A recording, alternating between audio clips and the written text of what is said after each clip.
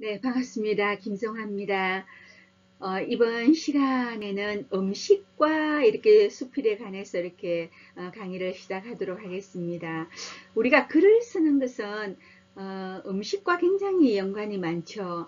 글도 음식처럼 숙성이 되어야 되고 발효가 되어야 되고, 그리고 음식도 이렇게 참 정성을 들여서 만드는 과정이 있지 않습니까? 글도 마찬가지죠. 어떤 음식을 만들기 위해서는 재료를 선별을 해야 되겠고요. 그리고 어떤 음식을 만들 것인가, 그 테마를 정해야 되고, 예, 그 테마에 맞게 우리가 재료를 취할 거는 취하고, 또 버릴 거는 버리고, 우리가 어떤 음식을 만드는데 냉장고 속에 있는 모든 재료를 사용할 수는 없지 않습니까? 그래서 우리가 수필을 쓸 때도 내가 여러 가지 자료 또는 소재를 가지고 왔다고 해도 그거를 어떻게 취하고 버릴 것인가를 음식하는 거와 우리가 한번 비교해서 여러분들이 글을 쓸 때 한번 선별을 해 주셨으면 좋겠고요. 그래서 많은 사람들이 음식에 관해서 수필을 썼는데 그들이 쓴 수필을 살펴보고 아마 여러분들도 아이디어를 얻을 수가 있을 것입니다. 예, 그렇게 해주시고, 그리고 지금 5강인데 4강 정도 진행을 하면서 그래도 여러분들이 습작한 글을 보내주시는 분들도 계십니다. 그 보내주시는 분은 제가 별도로 체크를 해서 연락을 드려서 뭐 수정 관계에 대해서 말씀을 드리고 있으니까, 예, 습작한 작품이 있으면 보내주시고, 그리고 개인 신상 정보를 알 수가 없어서 제가 이번 학기에는 누가 등록을 했는지 전화 오거나 연락 오신 몇 분을 제외하고는 잘 알지를 못합니다. 그래서 전체 카톡방 만드는 것도 조금 어려울 것 같고, 특히 뭐 이렇게 대면이 아니니까 공지는, 특별한 공지는 없을 것 같습니다. 제 연락처와 메일은 알고 계시니까 개인적인 또 질문이 있으면 언제든지 질문해 주시고 문자 주시면 제가 정성껏 이렇게 답변을 드리도록 하겠습니다. 그러면 강의를 시작하도록 하겠습니다.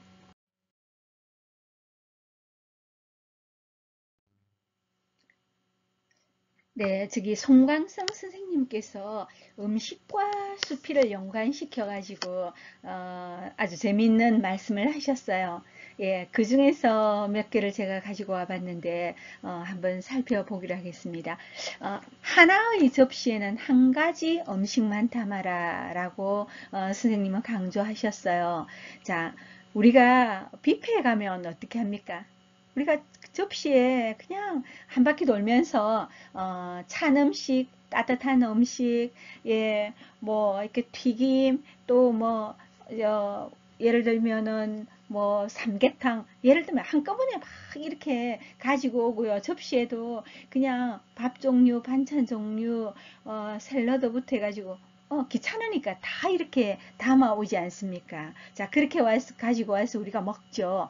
먹고 나면 뭔가 배는 부른 듯한데 뭘 먹었는지, 어느 게 더 맛있었는지, 뭐 별 이렇게, 크게 우리가 인상에 남지가 않습니다. 만약에, 예, 한 종류씩, 스시 같으면 스시, 먼저 먹고, 그 다음에 또, 예, 예를 들면, 뭐, 이렇게 튀김이면 튀김도 이렇게 따로 먹어보고, 만약에, 밥 종류면 밥도 조금씩 이렇게 달리 먹어보고 했다면 아마 우리는 그 맛의 촉감 같은 걸 더 기억할지도 모르겠습니다. 자, 그래서 만약에 내 글에서 하나의 접시라는 것은 한 편의 어떤 글이죠.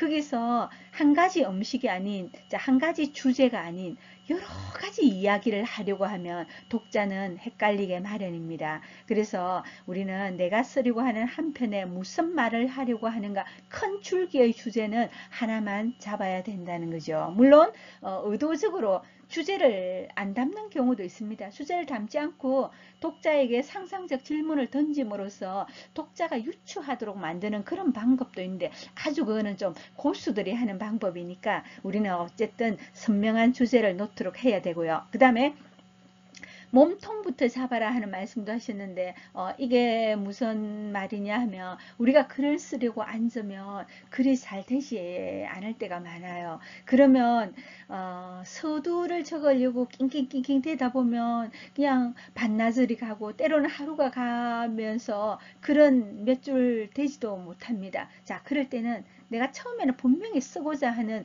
어떤 내용을 가지고 있을 겁니다.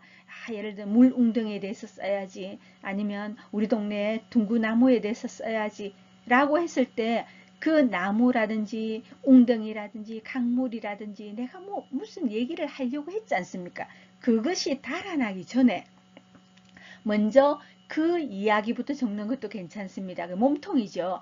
그러다 보면 몸통을 적고 나면 거기서 어떤 부분, 일부분을 빼와서 서두에 앉혀도 넣지 않는다는 거죠. 그러니까 꼭 서론부터 적고 중간 적고 나중에 결미 따로 낑낑대고 이렇게 순서대로 하지 않아도 된다 하는 말씀을 송강선 선생님이 했고요. 자, 그 다음에 참 중요한 건데 메인 디시는 코스의 3분의 2 지점에 나오도록 해라. 그래서 메인 디시가 뭡니까?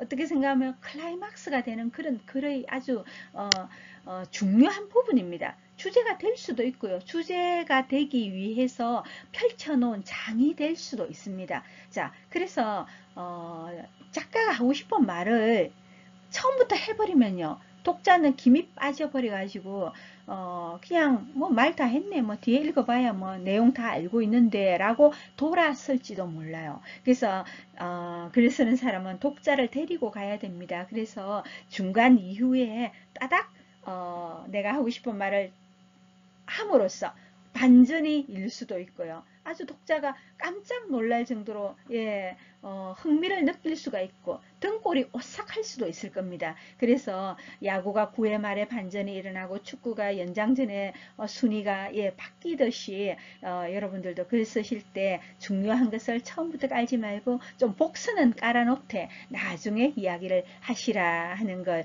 말씀을 드리고 있고요. 그 다음에 세 개는 비슷하죠. 말을 버리라. 엄살 떨지 말라. 그리고 자기 수필을 유치하게 만들고 싶은가? 그러면 의성어, 어태어를 많이 써라고 말씀하셨죠.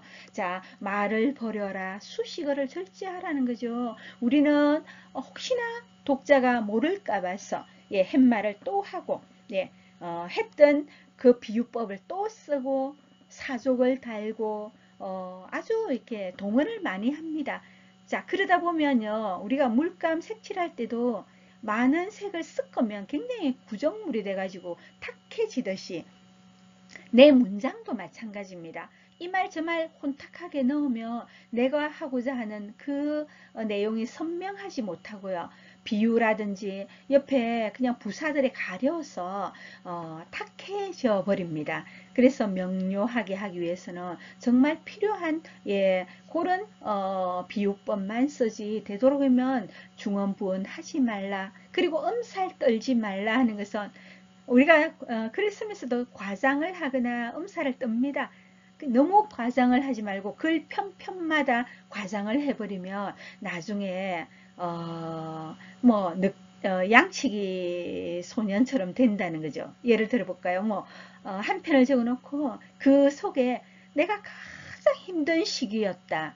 이렇게 여러분이 적었다면 또 다른 글을 적을 때 전에는 저분이 그때가 가장 힘들었다더니 이번에 내 생애에서 그게 가장 어려운 고비였다. 또 이렇게 적는다는 거죠. 이런 식으로 내 글 10편에서 한 5편이 가장 이런 식으로 적었다면 그런 최상급을 적을 때는 항상 조심을 하라. 그래서 그런 부사를 쓸 때 다시 한번 되짚어봐라. 과연 이 일이 내 인생에서 가장 힘들었던 게 맞는지, 가장 슬펐던 일이 맞는지, 가장 특별한 순간이었던 게 맞는지. 그래서 그렇게 표현을 할 때는 조심을 하라. 그래서 너무 과장을 하지 말고 억제를 하라 하는 것이 엄살 떨지 말라 하는 부분이고요. 자기 수필을 유치하게 만들고 싶은가? 그러면 의성어, 어태어를 많이 쓰라고 강조를 하셨네요. 자, 우리는 그냥 아무 생각 없이 그냥 비가 지금 옵니다. 봄비 옵니다. 봄비 오면 주룩주룩 봄비가 오고요. 봄비가 그게 어떤 벚꽃나무 이파리에 지금 이렇게 앉았어요. 그럼 그냥 대롱대롱 그냥 물방울이 대롱대롱 매달려 있다고 하고요. 그리고 바다로 나가면 파도가 그냥 철썩철썩 친다고 하고요. 봄바람이 그냥 살랑살랑 분다고 합니다. 이런 사표현, 이런 상징어는요, 초등학생들도 다 생각하는 거거든요. 그래서 나만이 쓸 수 있는 그런 표현을, 그런 의성어, 그런 의태어를 많이 찾아서 쓰시라. 비유법도 마찬가지죠. 그래서 이제 유치하지 않도록 오히려 글자만 나열하지 마라. 하는 걸 말씀드리고, 그 다음에 쓰익은 음식을 식탁에 올리지 말라 하는 부분은 우리가 또 귀담아 들어야 될 부분이죠. 자, 우리는 글을 써서 참 지금 이제 여러분들은 글을 배우는 단계에 있고요. 그리고 배우는 단계지만 내가 쓴 글을 우리 동창 회보에 실을 수도 있고 지역 신문에 실을 수도 있고 그리고 또 때로는 어디에서 청탁이 와서 내 글을 줄 수가 있습니다. 자, 그럴 때 과연 내 글에 대해서 책임을 질 만큼 최선을 다해가 썼는가?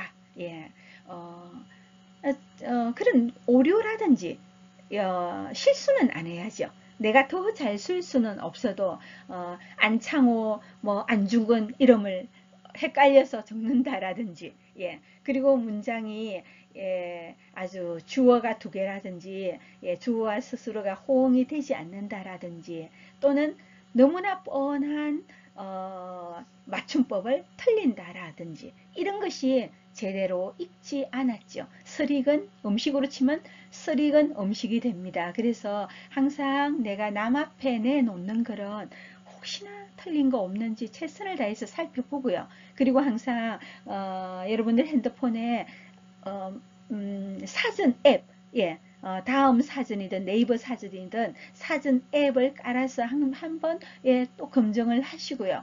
요즘은 우리가 글을 쓰면 한글 파일에서도 우리가 맞춤법 검열이 있고 검열을 할 수 있는 여러 가지 앱들도 많이 있습니다. 그게 완전 100% 맞는 것은 아니에요. 사진에서 최종 이렇게 확인을 해야 되지만 그래도 중간에 그렇게 한번 걸러주시는 것도 여러분들이 설익은 음식을 올리지 않는 그런 그게 되니까 여러분들 항상 내 글에 이렇게 한번 검증하시면 좋겠습니다.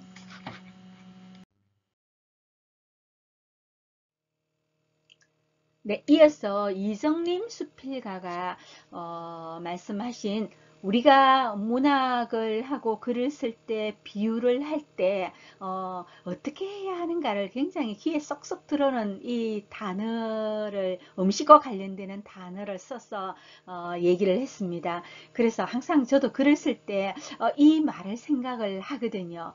앞장에서 송광성 선생님이 우리가 글을 쓰는데 군더더기를 빼라는 것을 말을 버려라, 또 엄살 떨지 말라, 그리고 자기 수필을 의성어나 어태어를 많이 써가지고 유치하게 만들고 싶은가라고 우리한테 반문을 하셨잖아요. 그처럼 이제 문학을 하면서 우리는 그러면 도대체 이 장면에서 비유를 쓰는 게 맞나? 아니면 내가 이 비유법을 쓴 게 너무 거추장스러운가? 본인이 참 어떤 때는 가늠하기 힘들 때가 있습니다. 그래서 글을 우리가 함께 문후가 있으면 내 글이 어때? 이 부분 어때? 하고 이렇게 질문도 할 수 있고 또 같이 이제 글 공부를 한 선생이 있으면 물어볼 수도 있는데 혼자서 난감할 때가 많죠. 그 얘기인데 여기 한번 볼까요? 문장이 간결해지면 뜻은 분명해지게 마련이다. 그러나 그 간결함으로 인해서 문장이 근사해지는 것을 막으려면 또한 적당한 수식이 필요하다 했습니다. 정말이죠. 그 적당함의 한계는 마치 음식에 양념을 할 때 소금 약간이라는 분량과도 같아 했습니다. 참 애매하게, 참 이 문학이라는 것이 이렇게 애매한 것 같아요. 수학이라든지 과학이라든지 이런 것들은 정답이 있습니다. 예, 공학도 마찬가지고. 그래서 딱 계산을 해가지고 소수점까지 우리가 들어가야 될 그런 있잖아요. 양, 뭐 이렇게 길이 이런 게 딱딱 계산이 나오는데요. 문학은 그렇지가 않죠. 적당하게 해야 됩니다. 그 적당함을 그럼 어떤 게 적당하냐? 우리가 음식을 할 때, 국의 간을 맞출 때, 예, 아주 고수들은 아주 뭐 유명한 셰프들은 어떻게 합니까? 그냥 손으로 이렇게 딱 조금 찝어가지고 그냥 탁 던지면 간도 보지 않죠. 그러면 간이 탁탁 맞게 돼 있지 않습니까? 적당하게 넣는 겁니다. 그래서 얼마만큼 넣어야 돼요? 하면 그냥 적당하게 해.